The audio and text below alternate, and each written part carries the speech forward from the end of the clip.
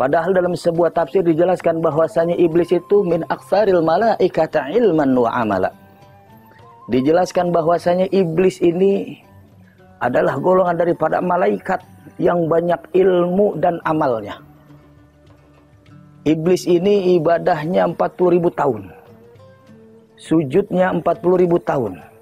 Rukuknya 40.000 tahun. Gurunya para malaikat. Ilmunya banyak, amalnya banyak. Akan tetapi karena kesombongannya kepada Allah Subhanahu wa ta'ala, Allah keluarkan iblis dari surganya Allah Subhanahu wa ta'ala. Kalau saja iblis yang berilmu banyak, yang memiliki ibadah yang banyak, dan pernah tinggal di surga, dikeluarkan dari surga karena sifat sombong yang ada pada dirinya. Apalagi kita sebagai manusia yang belum pernah merasakan kita masuk surga, ilmu kita pas-pasan, ibadah kita pas-pasan, lalu kita memiliki rasa sombong, maka rasanya tidak patut kita sebagai hamba Allah Subhanahu wa ta'ala yang senantiasa hamba yang lemah, hamba yang dhaif, hamba yang tidak memiliki apa-apa kalau kita berlaku sombong kepada Allah Subhanahu wa ta'ala.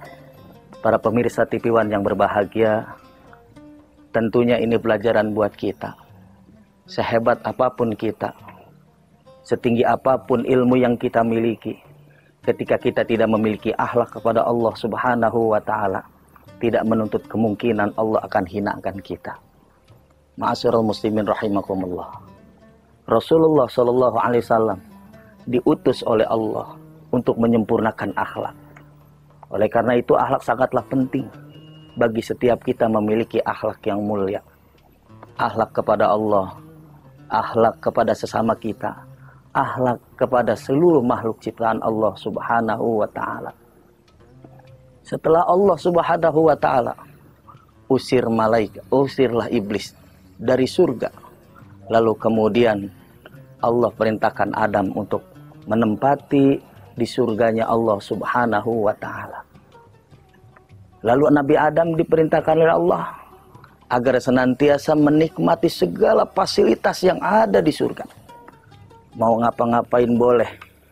Apapun yang ada di surga diperbolehkan oleh Allah Subhanahu wa ta'ala.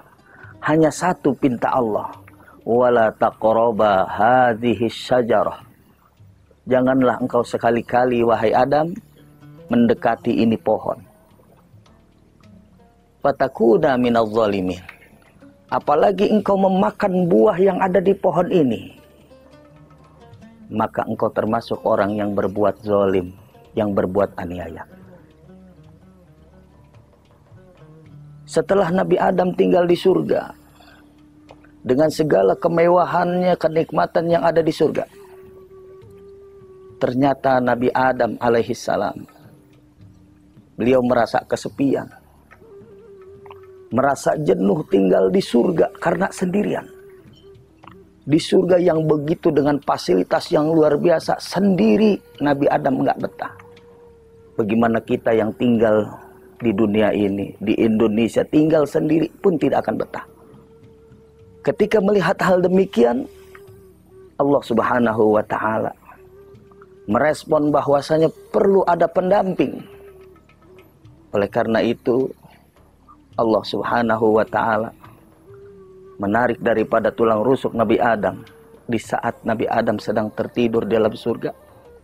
Ternyata Allah ciptakanlah, yaitu Ibu Hawa. Di saat itulah Nabi Adam alaihissalam terkaget-kaget ketika bangun dari tidurnya. Ternyata ada seorang wanita yang sangat paling cantik sekali. Karena memang tidak ada wanita lain, cuman satu-satunya, yaitu Ibu Hawa. Setelah melihat Ibu Hawa, terbisiklah daripada biologis daripada Nabi Adam. Langsung dikejar, ditarik itu Ibu Hawa. Namun Allah perintahkan stop, belum saatnya. Belum saatnya karena belum dihalalkan. Lalu Nabi Adam bertanya, bagaimana supaya saya bisa halal? maka disitulah ada istilah dengan prosesi pernikahan. Jadi nikah itu adalah syariat pertama yang ada di surganya Allah Subhanahu wa ta'ala. Lalu kemudian Nabi Adam dinikahkanlah dengan Ibu Hawa dengan mas kawin, yaitu membaca sholawat 100 kali tahan napas. Sholawat apakah yang dibaca? Dalam riwayat dikatakan bahwasanya sholawat yang dibaca adalah sholawat Jibril. Karena pada saat itu Nabi Adam bertanya kepada malaikat Jibril, kira-kira apa mas kawin saya dengan Ibu Hawa?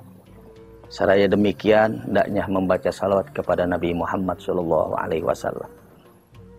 Di saat Nabi Adam alaihissalam ketika mengucapkan ijab qabul, dikumpulkanlah makhluk yang ada pada saat itu untuk menjadi saksi dalam acara pernikahan tersebut.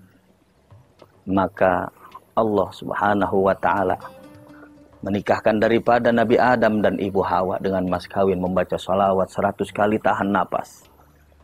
Namun apa yang terjadi ketika jumlah bilangan 70 kali baca sholawat, Nabi Adam tidak kuat napasnya. Lalu yang 30, yaitu mas kawinnya ditunda tiang 30 sholawat ini. Maka dari itu dalam pernikahan, jika seorang laki-laki menikah dengan seorang perempuan, ketika dia tidak sanggup untuk membayar maharnya, maka ngutang ditunda boleh, asalkan wanitanya senantiasa ridho.